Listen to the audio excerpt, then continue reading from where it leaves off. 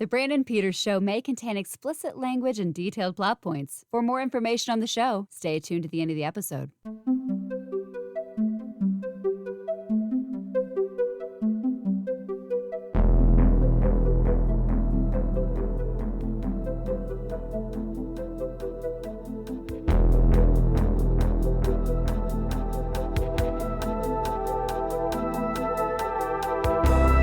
And now, live from the Brandon Peters Show, here's Jessica. Hi, welcome to the show. We are here to discuss the 2020 Netflix film, Hubie Halloween. Oh, thank you so much for joining the Brandon Peters Show. And I am here with your host, Brandon Peters. Hello. Thank you for having me on my own show, Jessica. Oh, my pleasure. It's great. Happy to be here. Yeah, thanks for letting me voice your show. Oh, of course. Thank you for voicing my show. Before we get to said show, quick reminder for everybody. My 4K Blues Day Back to the Future contest will have a winner announced tomorrow on the YouTube channel, but you need to get those entries in today because I record that the day before Tuesday.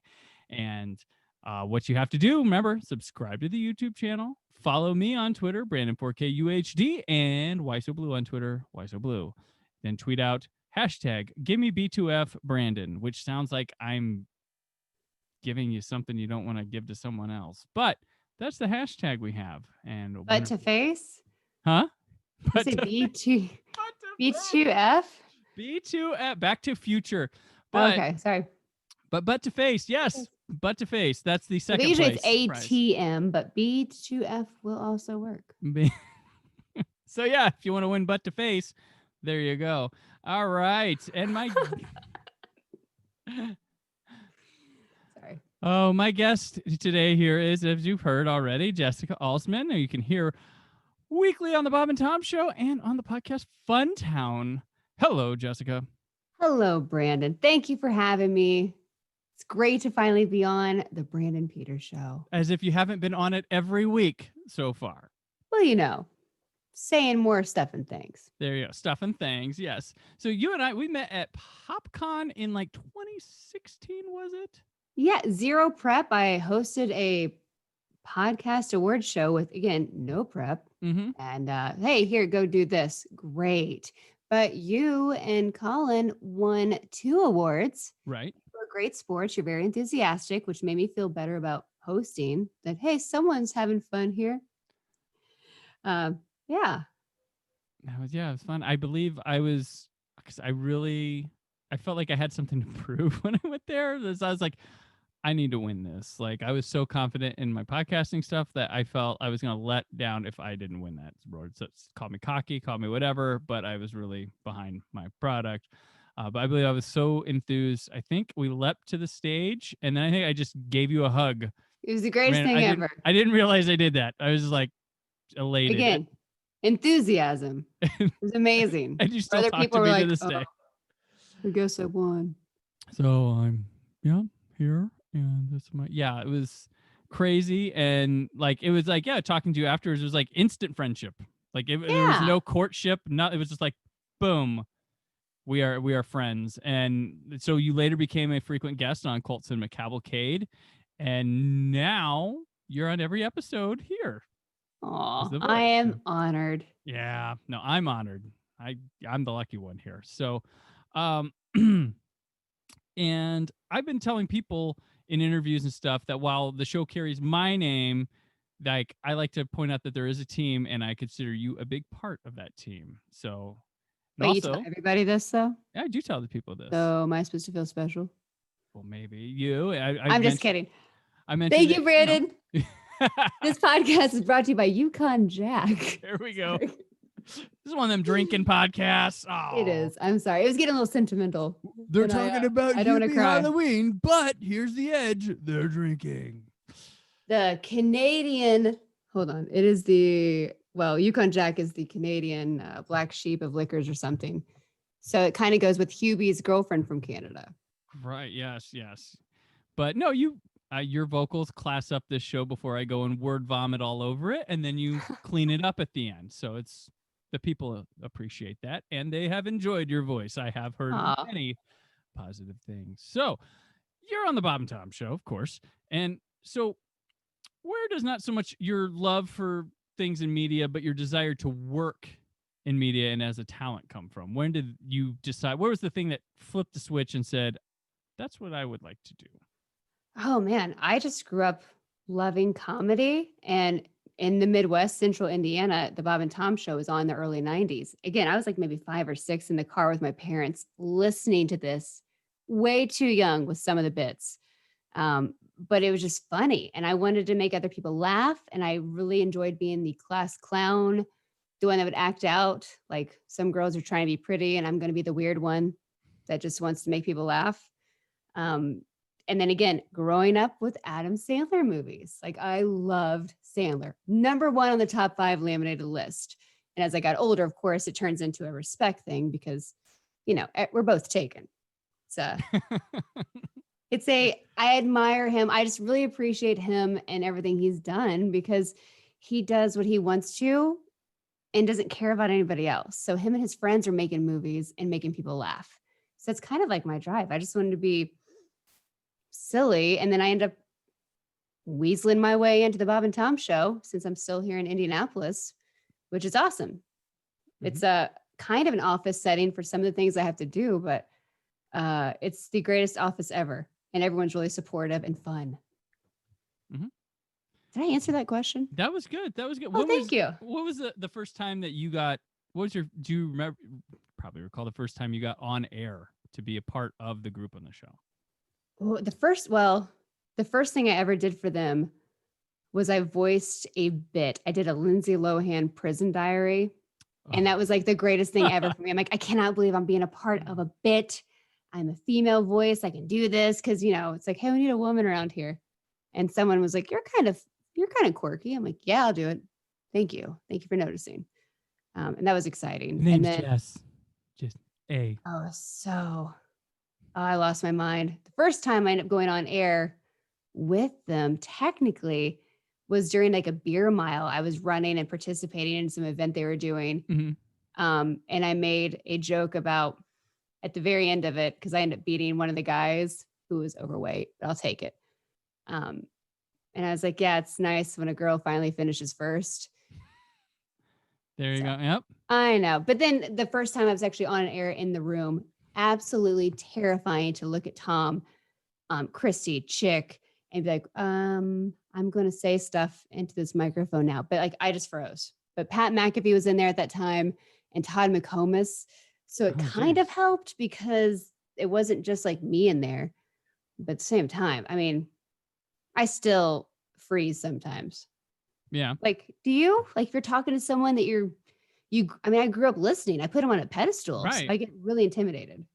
Yeah. I sometimes might overtalk. Like the first time I met like Christy, I met her at like a party, and that she's someone, like you, I grew up hearing and listening to, and then I was just at a party and I just wound up being in conversation with her, and I decided I was like, you know what? I'll just try to be myself and talk. And then she really got along, and she wanted to be on my show and came on there. So I guess that was fine. But sometimes when I'm nervous, I will overtalk, maybe.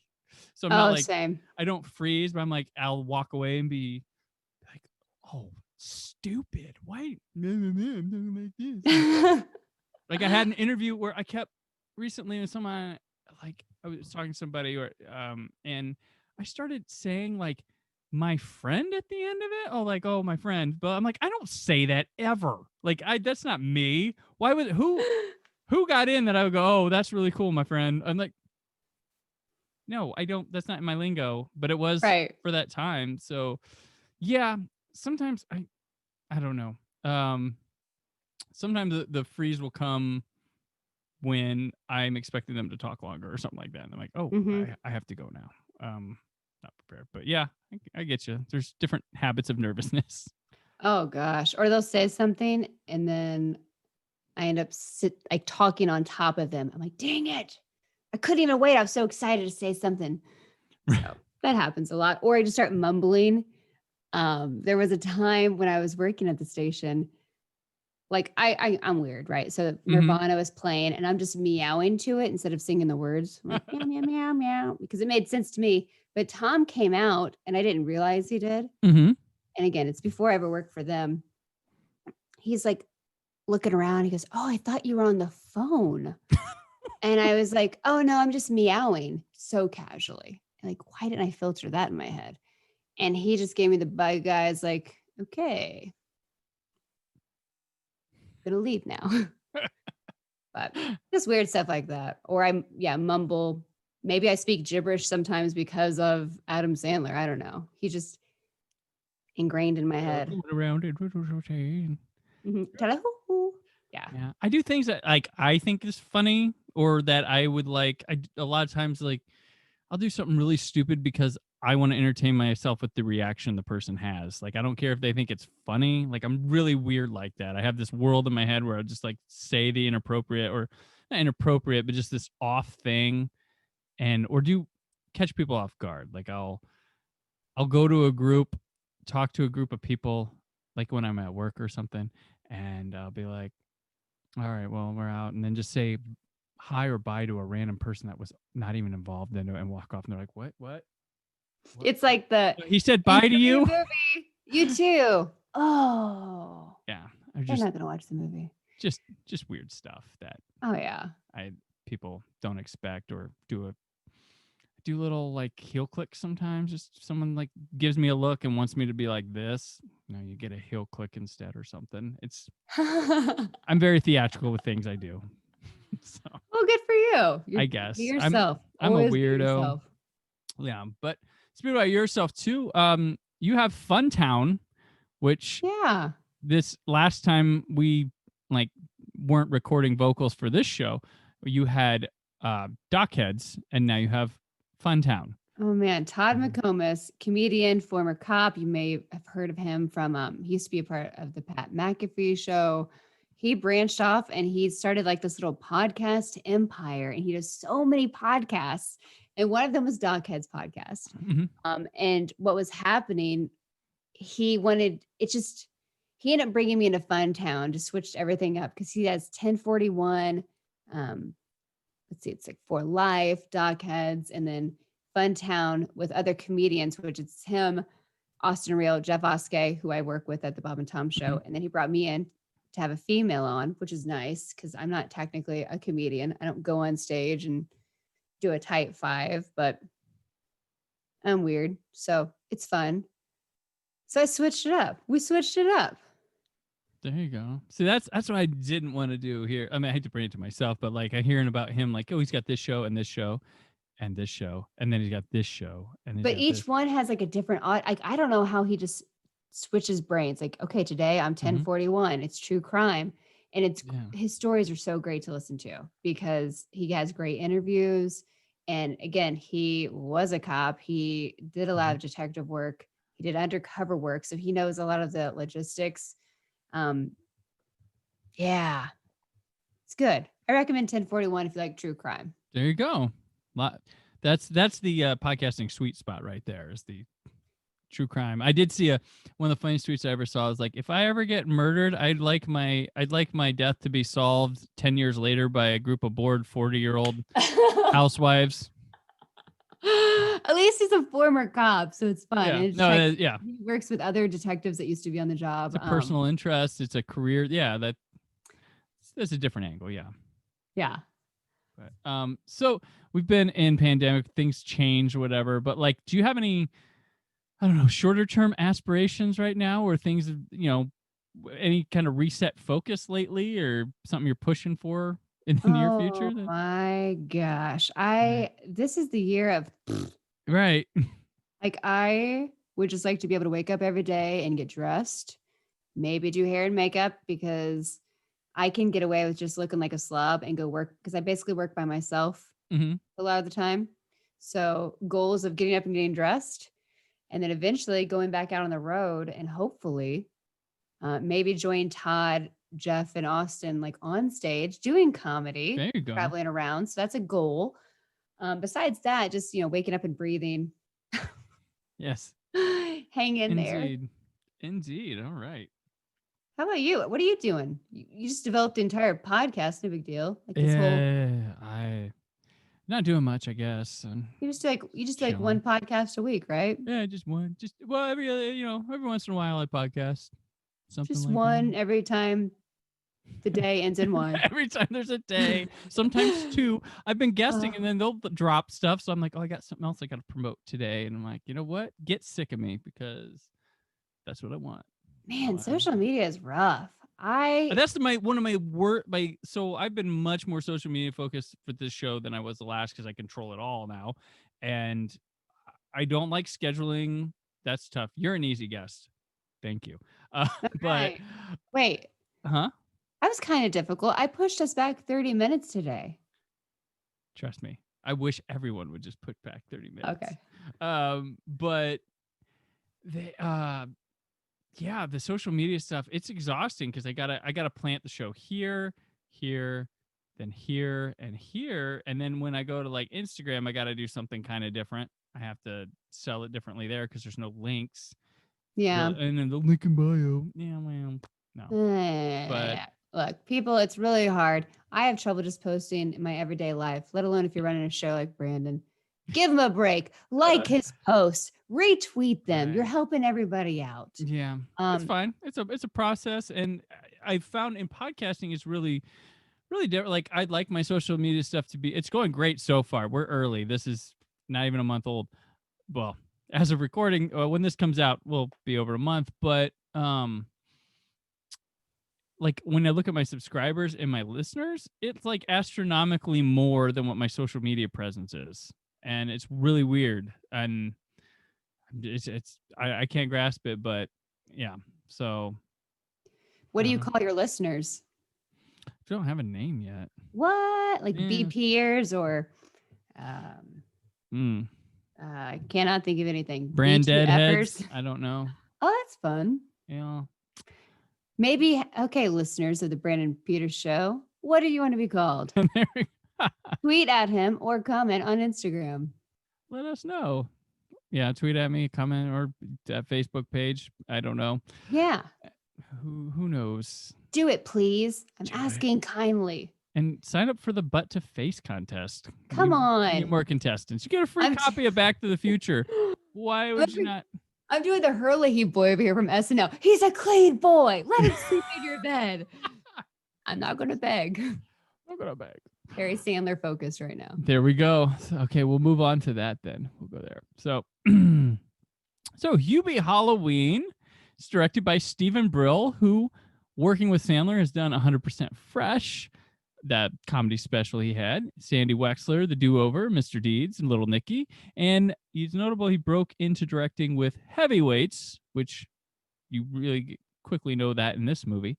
And it stars Adam Sandler, Julie Bowen, Kevin James, Ray Liotta, Kenan Thompson, Steve Buscemi, Maya Rudolph, Tim Meadows, and I'm going to stop June Squibb because there's others all over the place will hit, and I'm very sure of it because this is loaded. The film tells the tale of the most harassed resident of Salem named Hubie Dubois, a man-child scared of everything but wants to be the source of security and protection on Halloween night. But this Halloween has an escaped inmate from a mental facility, possibly a werewolf, and people mysteriously disappearing. So here we are, Jessica. We are talking Adam Sandler. Finally. Yes. And that is actually one of my favorite things about you is the shirt. I'm wearing a shirt I made for his 100% Fresher tour when he came to Indy.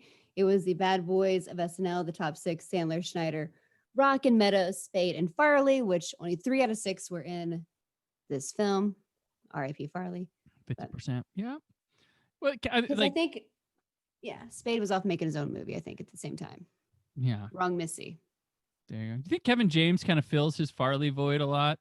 It's like, they're very different people, but it's like, would that be Farley now? I don't think so. I feel like nobody's Farley. Nobody's Farley. Mm-mm. So one of my favorite things about you is your absolute love and devotion to Adam Sandler. And you touched upon it earlier, but give us your history of it. Like some of your biggest moments as a Sandler fan and some of the craziest stuff you've done as a Sandler fan.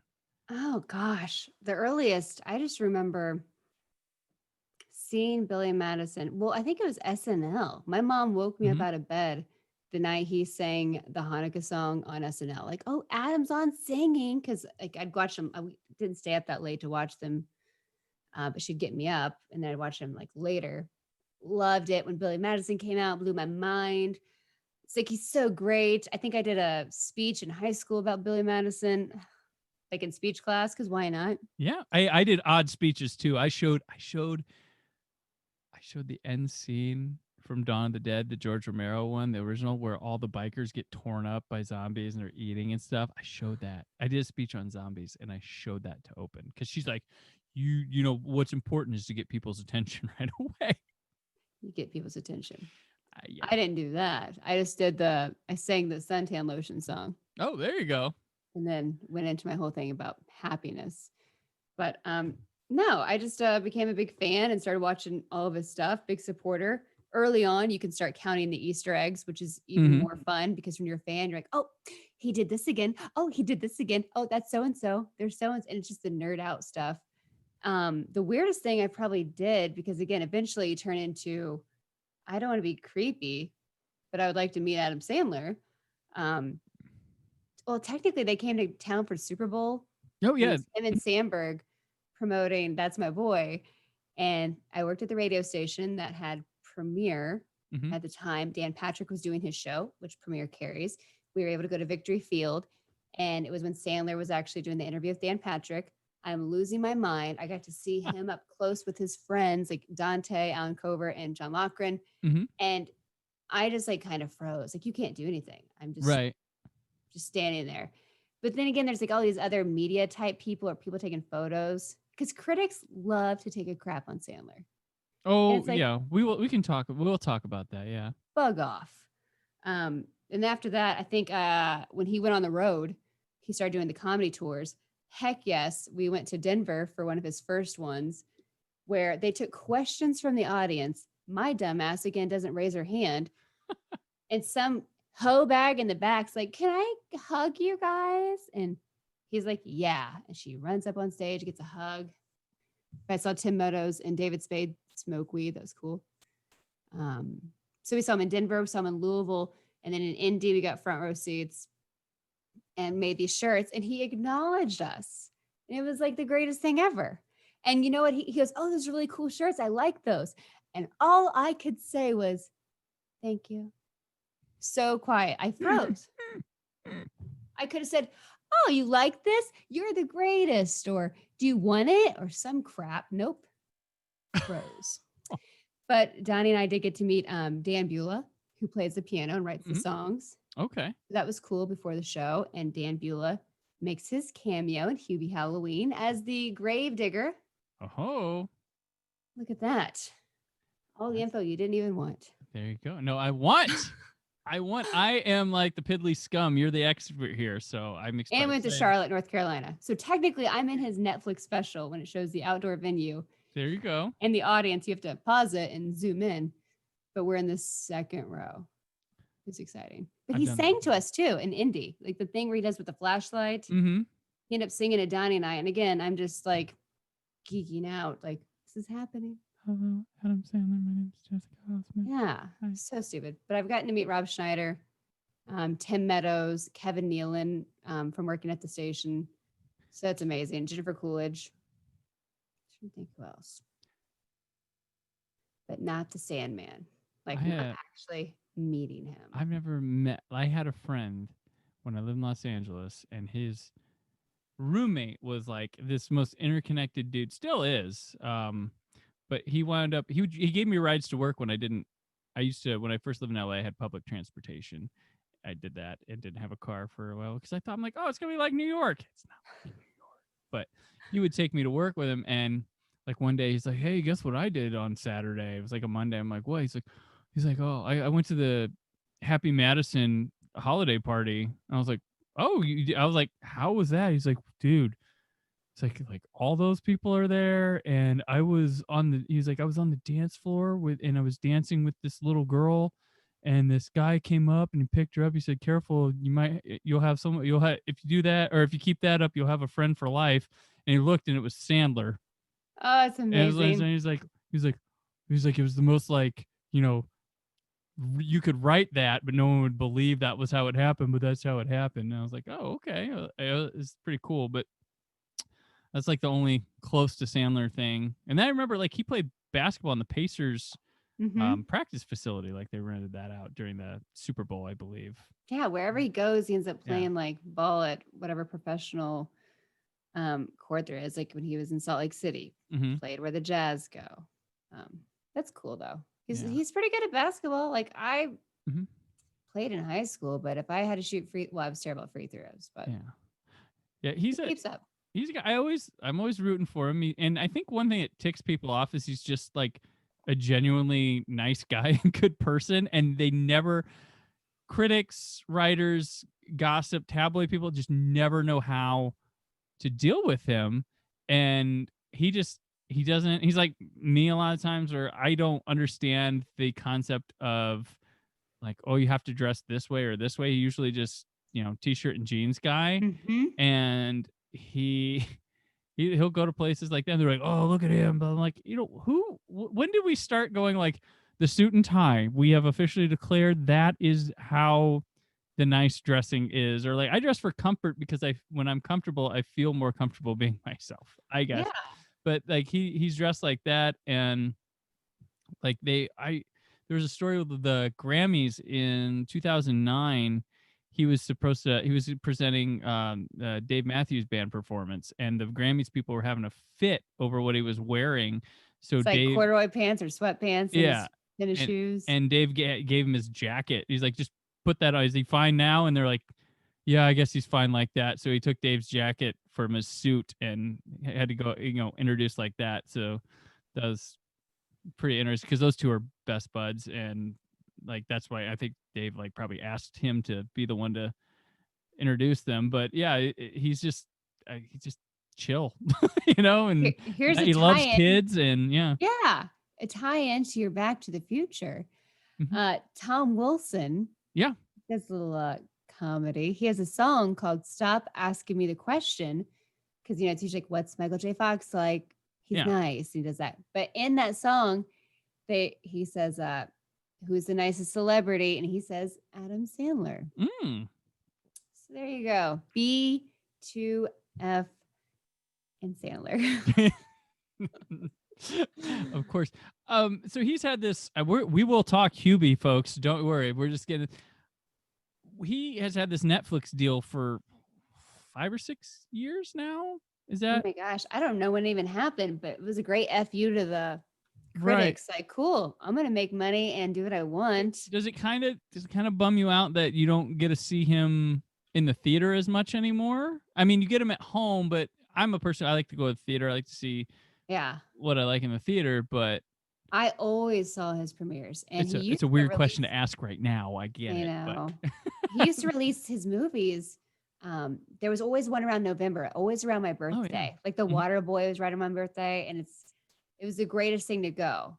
Mhm. Except for when I took my friends to see Punch Drunk Love, and we just like turned 16. Mhm. They were asleep during it, and I'm like, yes, it's kind of heavy for us right now, but in 5 years, I bet it's gonna be great. A little deeper than I was used to, and definitely Right. them. But That caught people off guard. So like every so many years he proves to us that like he does what he wants. He has fun. He goes on, he has vacations and shoots movies on them. Basically, it seems the like, greatest. but then he comes out and he's like, damn, he is such a good actor too. Like when he Uncut Gems recently, which people are like, oh, see, I'm like, dude, we say this every time. Like Punch Drunk Love, people said it. Spanglish, people said it. Like every Love time, Spanglish. funny people, like they always come back with it. And it's like, yeah, he's like kind of like, well, in the case that Nicolas Cage, every 8 there's like a genuine bona fide great movie that he makes. With Sandler's performances, with every so many he'll go back and do that drama stuff. Like one of my favorite that never happened Sandler movies was Collateral. Like he was the Jamie Foxx role in the original concept for it, with Russell Crowe was the Tom Cruise role. And I'm like, I want to see that movie. Like I can see it in my head. Yeah. But I would have loved to seen that movie with him as the driver. But Man, Uncut Gems, that was hard to watch. Even I'm like, oh God, this but is intense. I it need a well the thing is massage they after. It was really so give you good. the anxiety and the feel like you're Mhm. supposed like a lot of people are like, oh, this is too much. I'm like, you're supposed to feel like that. You're supposed to Yes. feel the pressure of every moment, and that's how this guy lives every day. And that And means it works, it which works. it's And BS he didn't get he nominated. And should it's like because why not the nomination? Like all the ugh, old white guys didn't even bother to see the movie. right. And they're Like like, oh, Adam let's get Sandler, this Uncut guy Gems. from Two Popes, which I can't think of his name, bless his heart. He's going to heaven, but Yeah. but were you really better than Adam? Yeah. Yeah. No, yeah, that's But I'm partial, so no, he totally did. That movie should have had a lot more presence all around.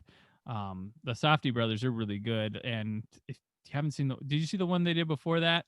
with Robert Yeah.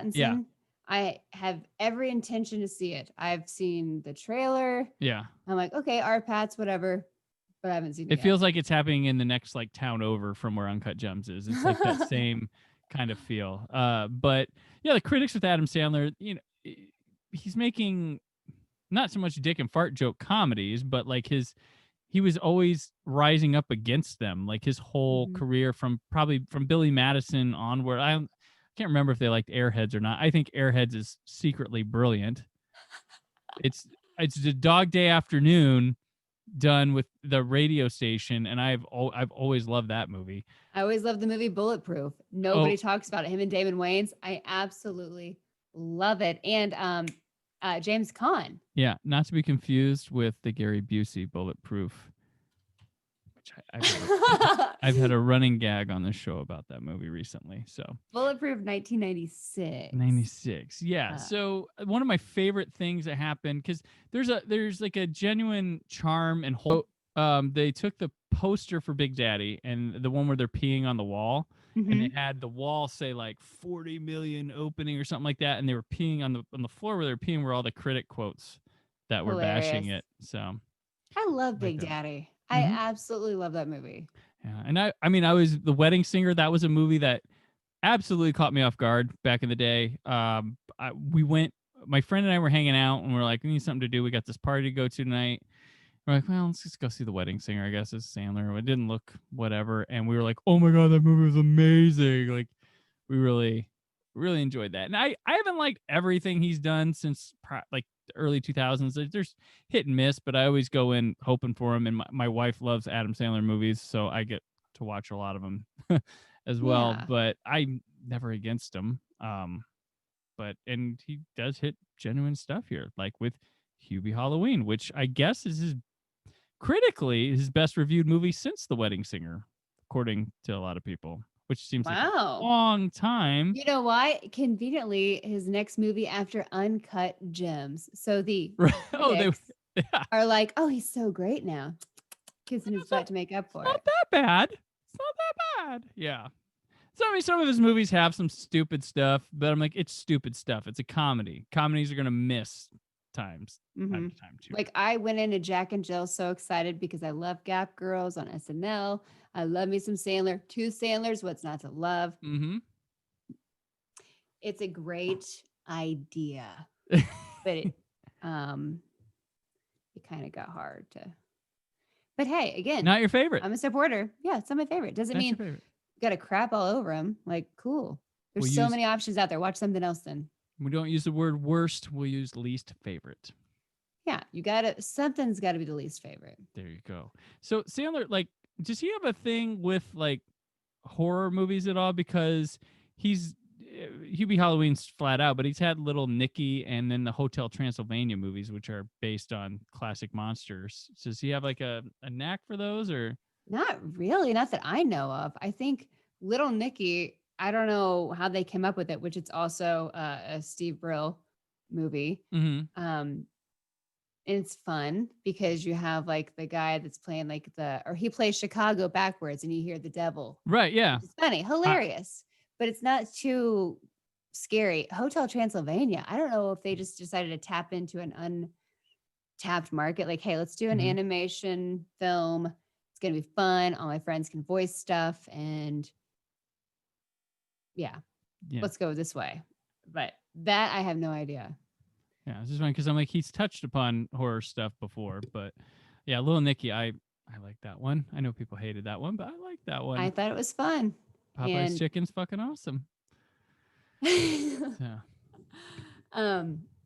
Did you pay attention during Hubie Halloween, like all the horror movies they were, paying homage to? They had like, in the background too, they had like Creature from the Black Lagoon. Mm-hmm. They threw stuff in there. Yeah, there was. It's like Jaws, where George Wallace is like, I ain't shutting this place down. It's, Halloween in Salem.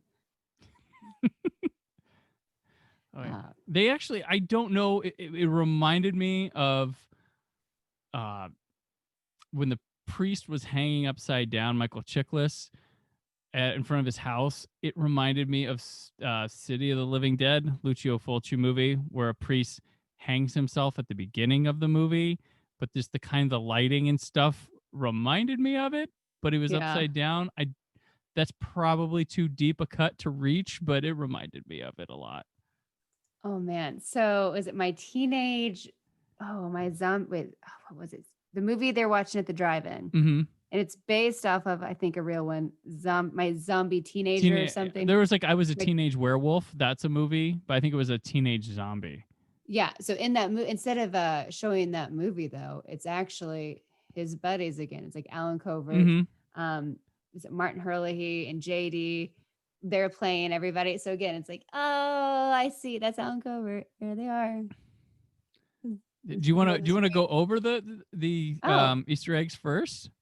Oh, there were so many. This is like the movie made for the Sandler universe, the Sandler fans. And I'm probably the worst person to watch a Sandler movie with for the first time because Donnie and I are watching it. He's the type that he's quiet. He wants to watch the movie.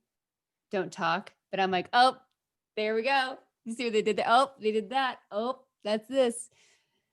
So I may have missed a few, but you know what? I'm gonna reach for the deep ones because anyone can find some of the obvious. But I'm gonna do some reaching, possibly. I had to. Maybe I'm making shit up. That's fine. That's fine. I was like, oh, that's Colin Quinn there in makeup. Oh my gosh. Well, do you want to start this? Yeah, that's what I said. You should start. Go through it. Let's start with the Easter eggs. Oh, first off, you got the Happy Madison. His dad, Happy Madison Productions, pops out for the logo, and they deck him out all Halloween, all spooky. I enjoyed that. And Hal L making a cameo. I did not see that coming. You see that mustache, that mouth. Yep. And you're like, oh my God. What's the director of Heavyweights? It's so good. Oh my gosh, special delivery. And you're like, and the fact that he actually referenced, he says, see the name, check out the name tag. Hal L. In case you were wondering. Oh, it's so good. So that was very exciting. And when you hear Adam Sandler for the first time as Hubie, which for some reason I kept wanting to call him Hubby. I think that's Hubie Halloween. Yeah. It worked. Hubie Dubois, you hear him talk. I was like, oh boy, is this Canteen Boy? And then he's carrying around that thermos. And I'm like, you know what? I think it is. This is Canteen Boy voice.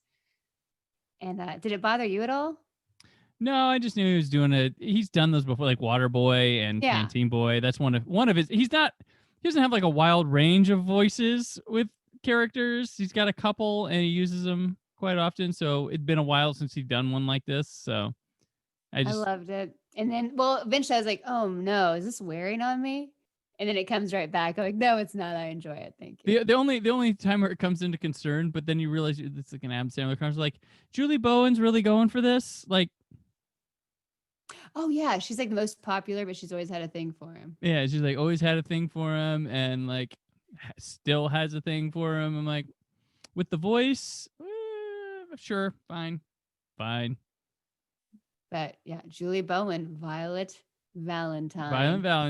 Going back to the V names. Like his name's not Hubie Halloween, but hers is Violet Valentine. Yes. Oh my gosh, I didn't make that connection with Valentine and Halloween. Adorable. But he loves the V names. And I thought I heard somewhere that he started using V names for the women because his older sister, Valerie, was saying something about like nobody has a V name. I don't know if she didn't like her name or she was just like, no one has this name. And, so he was like, oh, yeah.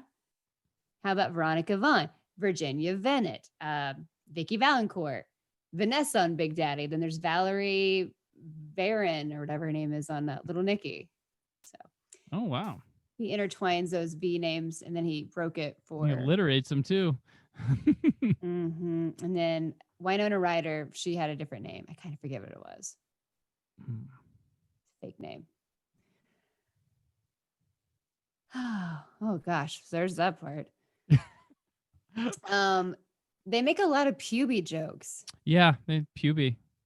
They did that a lot. It's like that's like where that's their slam on him. Hey, puby. You think I don't know what they mean? Which when Ray Liotta showed up, I was wondering, did they originally want the guy that played Shooter McGavin? Kevin McDonald? Yeah. Or is it Christopher? Or Christopher McDonald, yeah. Yeah. And he wasn't available. We each put together half and half. We got it right. Yes. Oh, man. And then you got the O'Doyles. They're back from Madison, little redheaded brat kids. Joy Rose. His wife's in this movie. So Jackie, here's a fun little whatever. Jackie Tatone and Adam first met on the set of Big Daddy. She was the waitress that asks, Frankenstein, who do you want to win? And he says, the goddamn judge. So that's Jackie. And then she's been in the movies pretty much, I think almost all of them ever since. His kids are in it, Sonny and Sadie.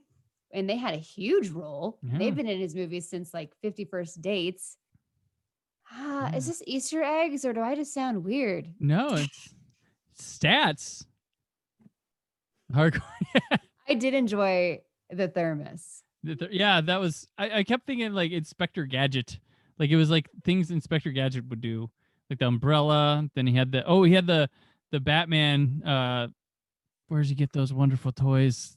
Grappling hook thing. Yes, that was cool. Oh my gosh, that was really funny scene. I did like. Oh, we get right away. Like he is a dodging expert. Like these people in town, just like as a collective, hate him and try to throw stuff at him, and he just like dodges everything coming at him. The funniest one is when he catches the eggs in his soup, and then he's like, "Drink it, Rocky Balboa style," and then immediately vomits. Which I had that happen to me one time. I was at a party with some people. I went back to a house with some friends of mine, and they were there, and eggs were out. I don't know why. I'm like, yeah, the people used to drink this for breakfast. Rocky, and then the guy at the beginning of Neverending Story, the dad, Gerald McRaney, and I was like, yeah, watch people do this, and I drank it, and I was good for like 5 minutes, and then I went out, and it came out. I'm like, who does this? Why? So I tried it. Because that's what Rocky did. Don't do it, people.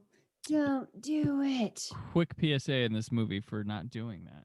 So. Kevin James plays a cop. I wonder if that was like a little play off of Paul Blart, or maybe not. Maybe it just works because he has to be a cop. Was his hair because of that other movie he did? the one he just had where he was the stalker killer guy. I was like, is that why his hair's? That's why we're going with this? Man, I don't know why. And they kept. I enjoyed it. The running gag was that you look like a Muppet. And I didn't see that. I was like, what? Which Muppet? What Muppet? Like, okay. I want to look up the Muppets. One of the in the band, maybe? I don't know. Like, oh yeah.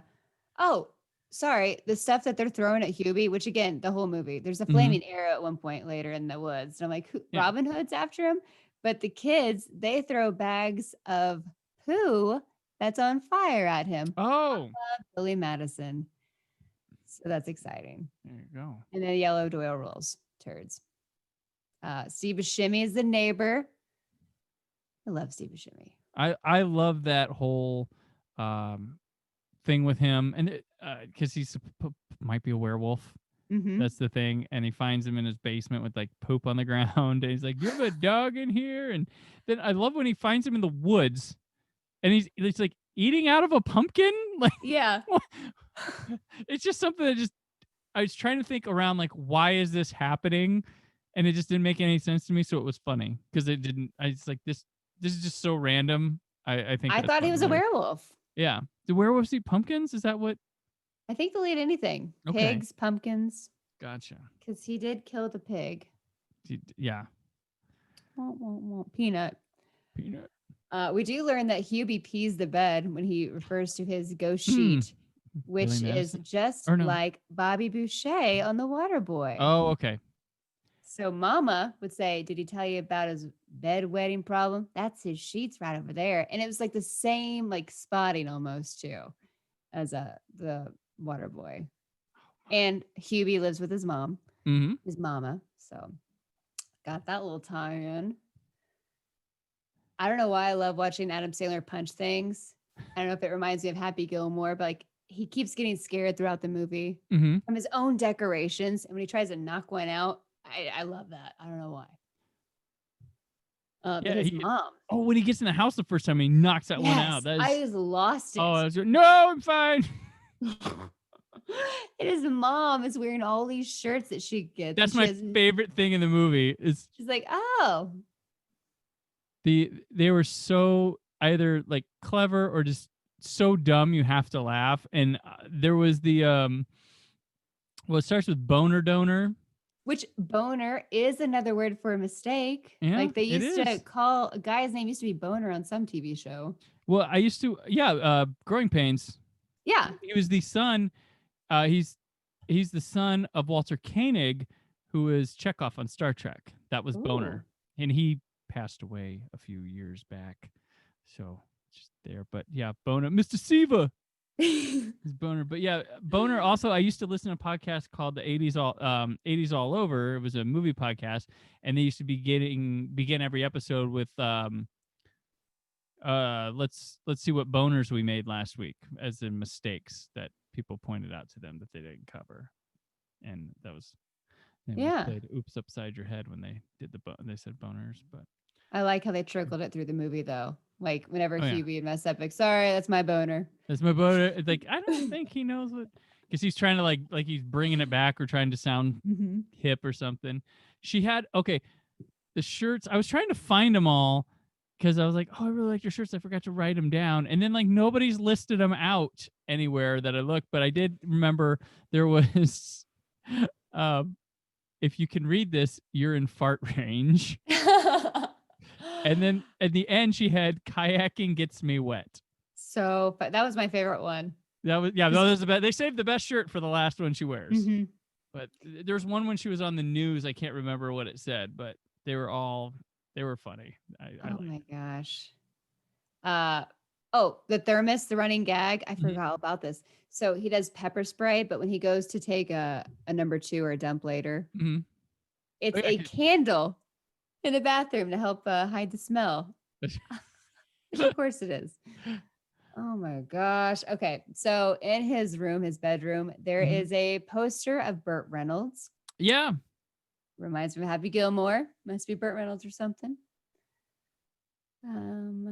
Say, I love this. You do all the homework and I sit and enjoy it. Kind of. I'm almost a little too, I'm just geeked out about it. So this is the first time I'm talking about it out loud. Again, but there are going to be a lot of people that watch Hubie Halloween and didn't think it was this deep. And now and like, I'm still missing stuff. I'm still missing stuff. So now you have to go and find what I missed and yell at me or tweet at me or something. But yeah, Jackie Tatone is in this. She plays Tracy Phillips. How funny and accurate is this? All the news anchors are all dressed as like sexy Harley Quinn. That was hilarious when they cut. And then the one, the little girl is dressed as Harley Quinn. So I thought funny. Actually, being being at a lot of conventions and stuff, that is just dynamite. They just would have had like 8 Deadpools too. You'd been all set. But oh my gosh, the Harley Quinn thing cracked. I was like, okay, I'm in for a good time here right from the beginning. They have jokes that are landing, like unique jokes landing really good. I'm reaching. So Colin Quinn, just being Colin Quinn, be kind of the same demeanor as his character in Grown Ups, but that just might be Colin Quinn. That's what he brings to everything. That's what he does. It's funny. Colin Quinn brings the same thing to everything, but sometimes you see him and it's the same thing and you're like, ha, Colin Quinn. And then you'll see him and be like, man, Colin Quinn drama. And it's the same vibe that he has there. And it's quite interesting how he can do that. When they're at the Salem Witch Museum, which Hubie is a descendant of, like what, 6 generations or something. His great grandma Mm-hmm. was put on trial as a witch. She was burned at the stake. Womp, womp, womp. But it's funny because the little Puritan lady at the museum, he's trying to give her, like, here's all this stuff I'm doing to help, Oh, blah, blah, yeah. blah. She throws it in the trash. I had this whole vibe of the old lady from Billy Madison, if peeing your pants is cool. Yeah. But that was a total reach. That's like not even a real one. That's like, oh, is she going to say it? She didn't. Nothing about it. Oh man. But in the graveyard, we see Dan Beulah. He's the one throwing dirt on Sandler when he's in the grave. He falls in. And Dan Beulah is he wrote a lot of the songs that Sandler did on the 100% Fresh tour, 100% Okay. Fresher. And he plays the piano on that special. So it's nice to see him in there. He went to IU. Oh. Well, fun fact. And yeah, Sandler's kids, like they had big roles in this. Sonny and Sadie. Got to get a job now. They're getting older. Yeah, and usually Go they work just for make your dad. cameos, but we get Dan Patrick. I love seeing Dan Patrick pop The in. assembly scene. That's where he's like, today in lieu of recess, we have an assembly speaker. I was like, wow, how horrible for those kids.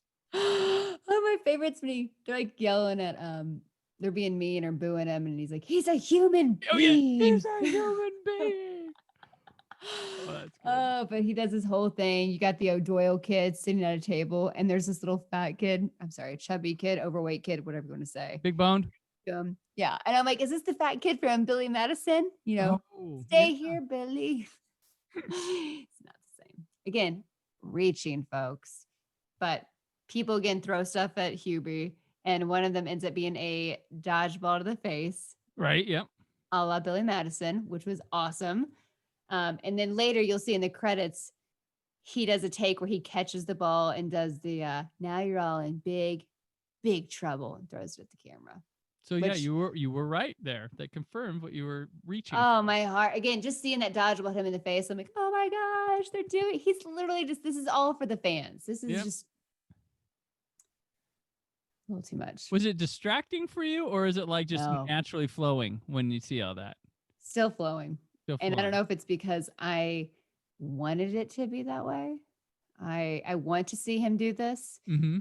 There was no Robbie Schneider yelling, you can do it. Right. So that would have been random and distracting, although that character has been in more than one movie.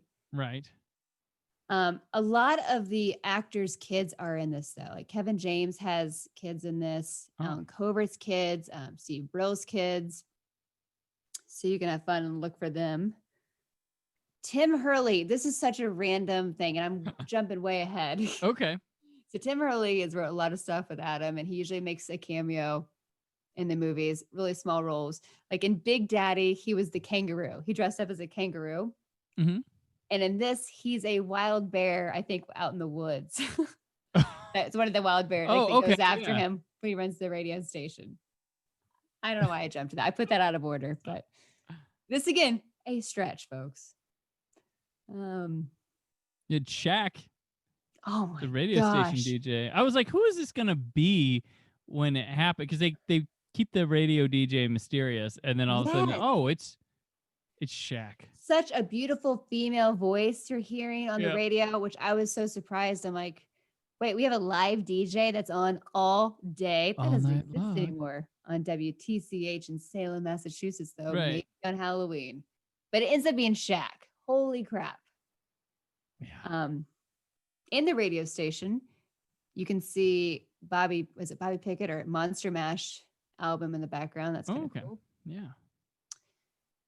Again, another stretch. So his wife, I forget how they end up saying it, because Shaq's with a woman, it sounds like a man. Right, yeah. They're sharing like the sandwich in this really grotesque manner, which to me reminded me of Mr. Deeds when they're at the fancy restaurant and it's the couple sharing the spaghetti and, gross. Is that a reach?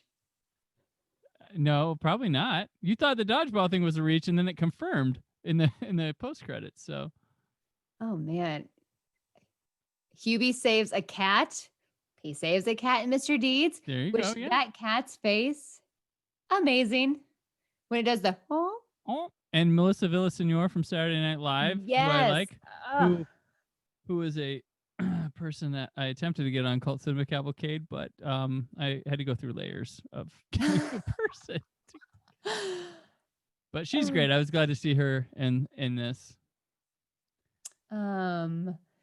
Hubie, when he goes to the corn maze, he starts to almost run like the animal, Rob Schneider, the animal Happy Madison. That corn maze scene was genuinely effectively shot. Like that was really, it was creepy and it had good lighting. The way they move around with that dickhead Freddie Mercury. Ugh, Oh what my a God. turd. Yeah. Which, how exciting to see Bill from Stranger Things all grown up. Yeah. The whole time I'm like, Bill, you hit puberty.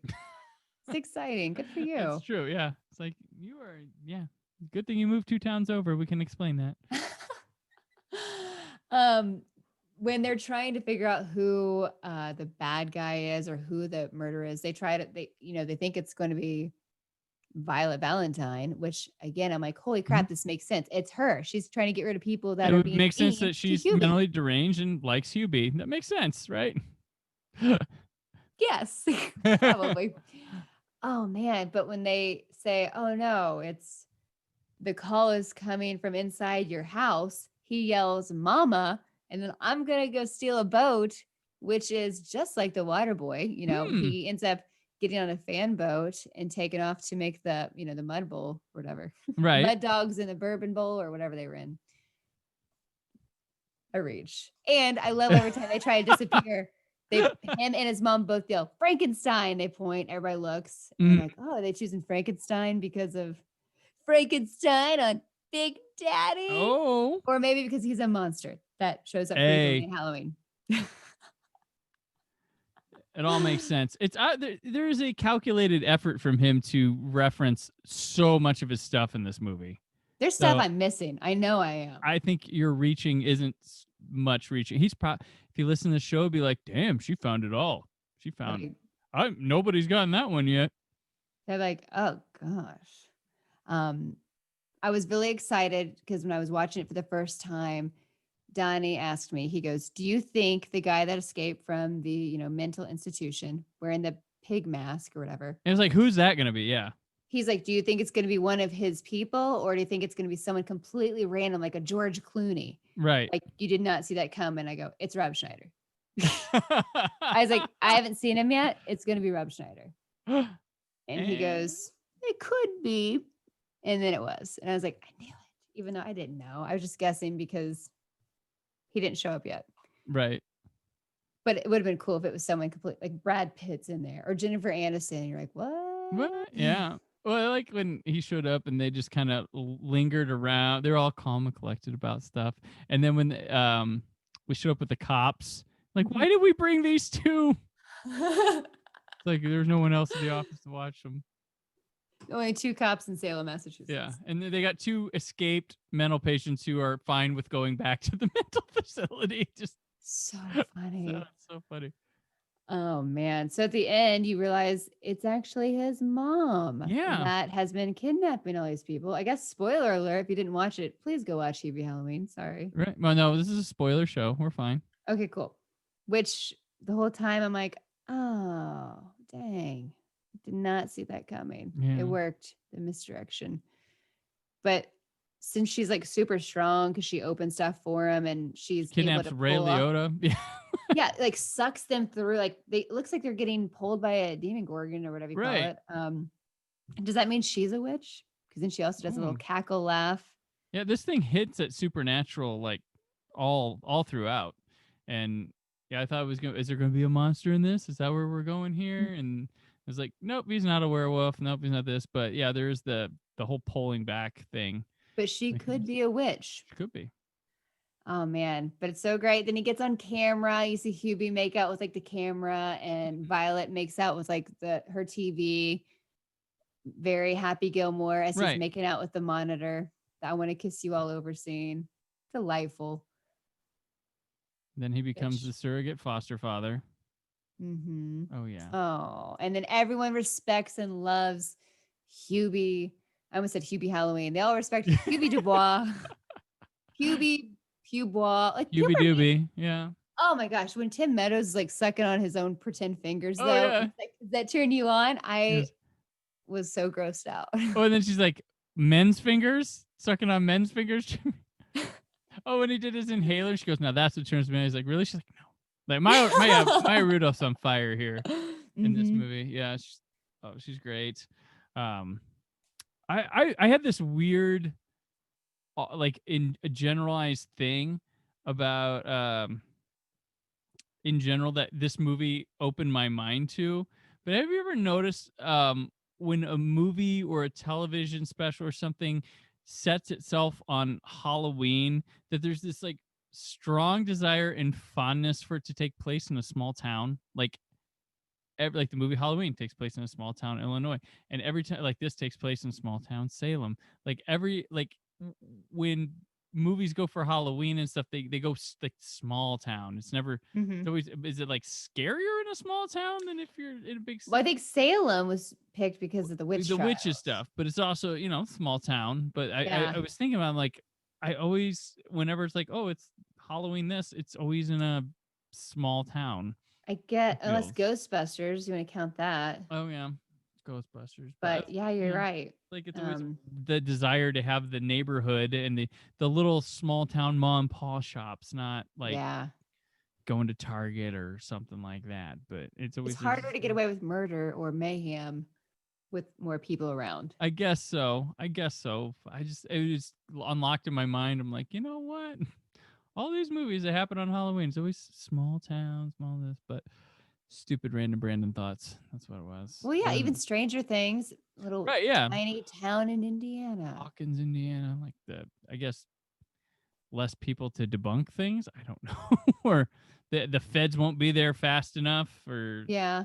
Please tweet at Brandon all of the movies that took place on Halloween in a big city. in a big city. Yeah, the big party, and there's a barn party. Like I never went to a barn party for Oh, we Halloween. did. You did? Hmm. I missed out. Yeah, I love growing up in barn. rural Indiana, Yeah, there's many places to go.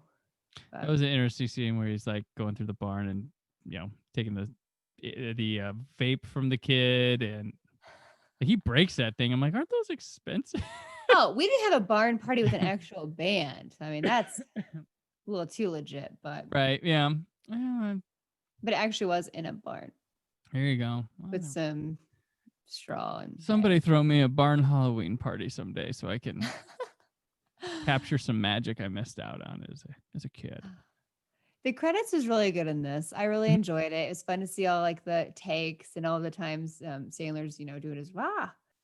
And they have a really nice dedication to Cameron Oh Boyce. yeah, right. It was really nice in I wasn't loving memory of expecting that come out. I him. was like, oh man, So, yeah. It's been fun here tonight, folks. But here's Cameron Boyce, R.I.P. well, it's Oh, so it's just nice because he mhm. doesn't forget about him. Like he made Nope, an impact on him, and Boyce played his son in Grown Ups. that's right. And I think Sandler made a cameo on Jesse. I feel like I remember. I didn't watch Jesse. I feel like I read this. So it's like they bonded. And I don't know if this is, if you'd like to make a donation to support Right, yeah. Boyce and what he was about, it's a thirst project. Okay. And it would provide clean drinking water and wells throughout Africa.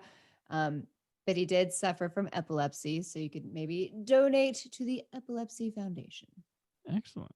if you'd like to, show your support and love for Cameron Boyce. There we go.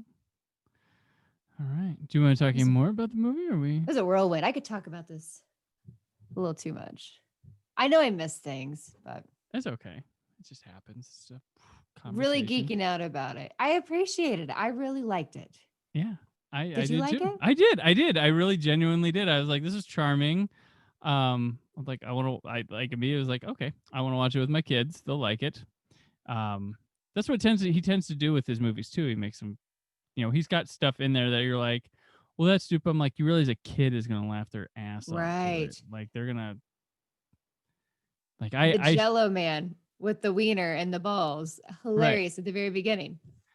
Like I showed I showed my kids. Remember Little Monsters with Howie Mandel and Fred Savage? Did you ever Oh see that one? yeah. So I showed that to them recently, and the who put piss in my apple juice scene came, and they were dying.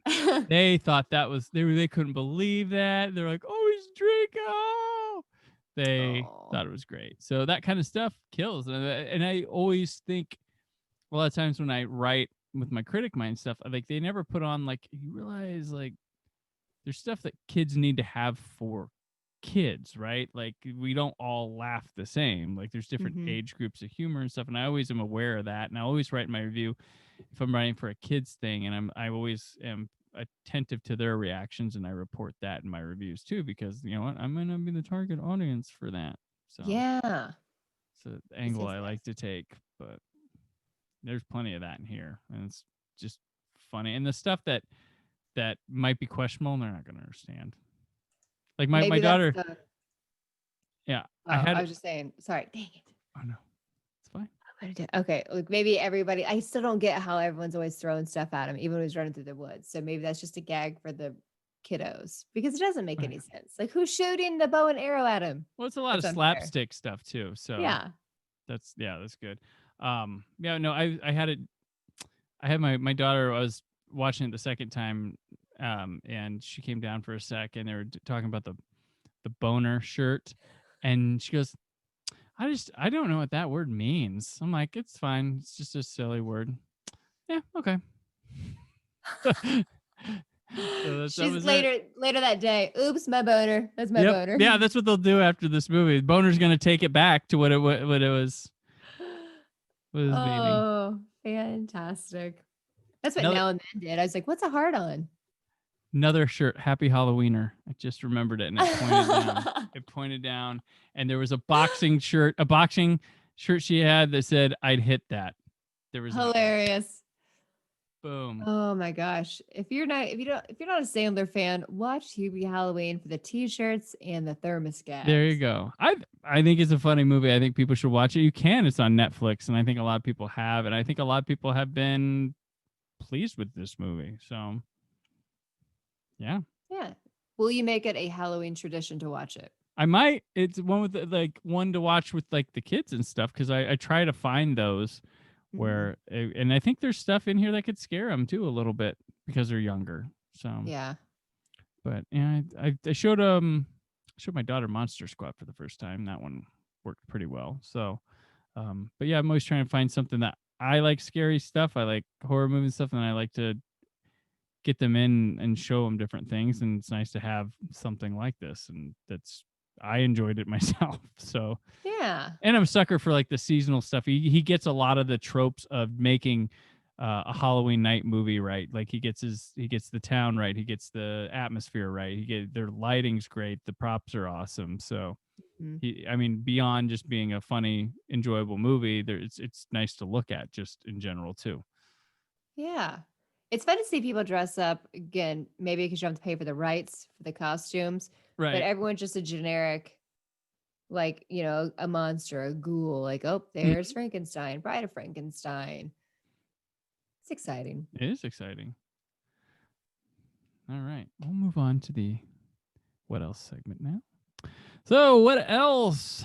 This is a segment on the show where we talk about other things we have taken in recently or work we've put out in the world. So, Jessica, what else have you been up to? Besides working at the Bob and Tom Show, I do a weekly podcast.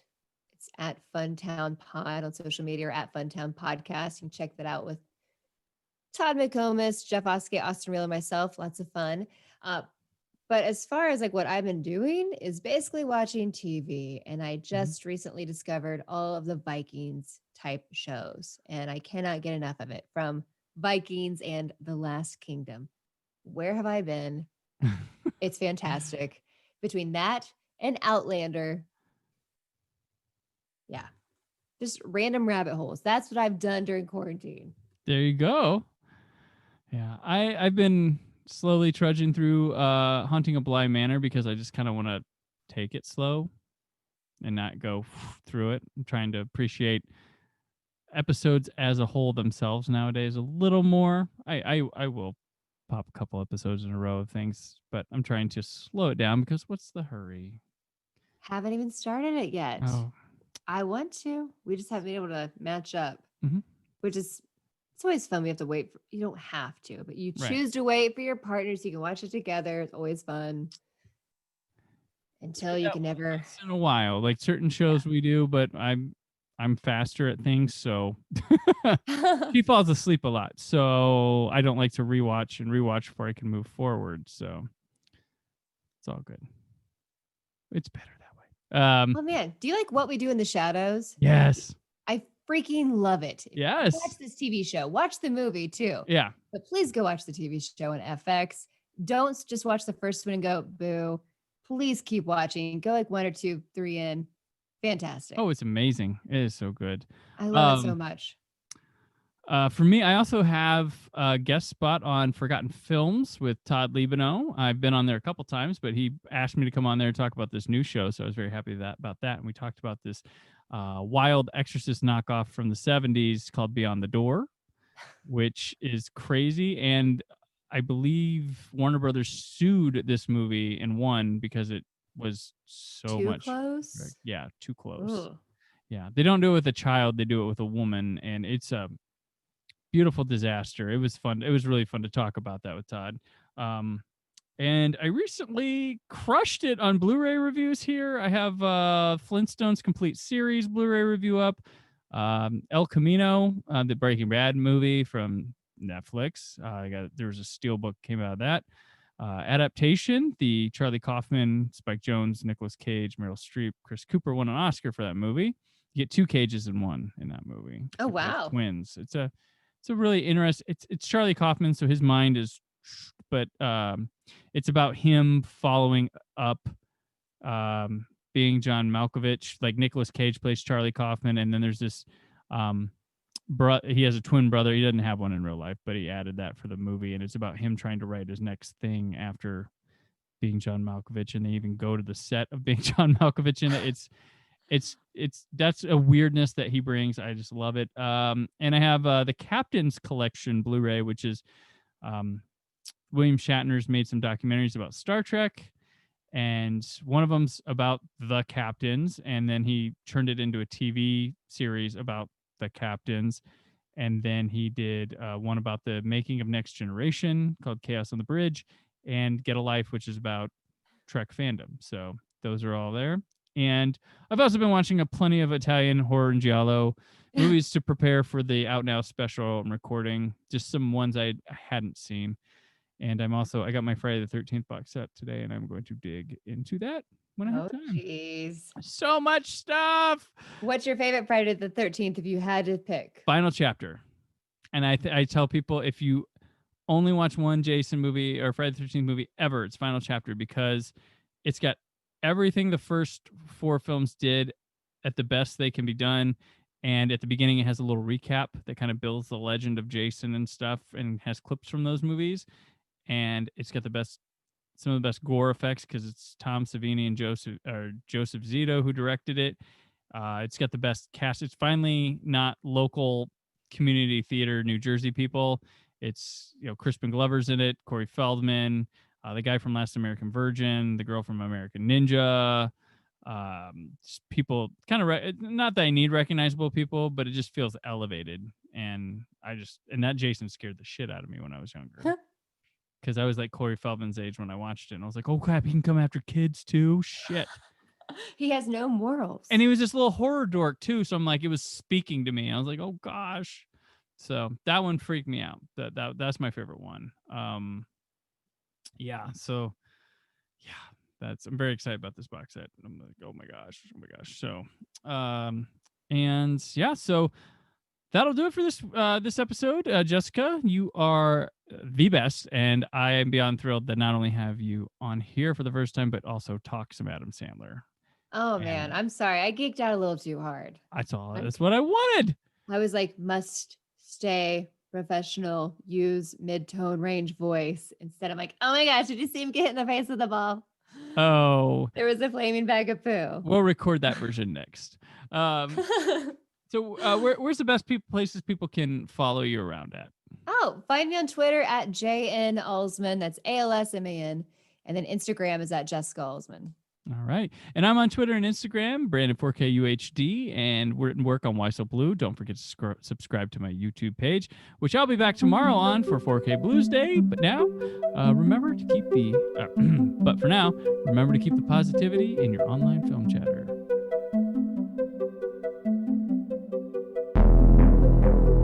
Thank you for listening.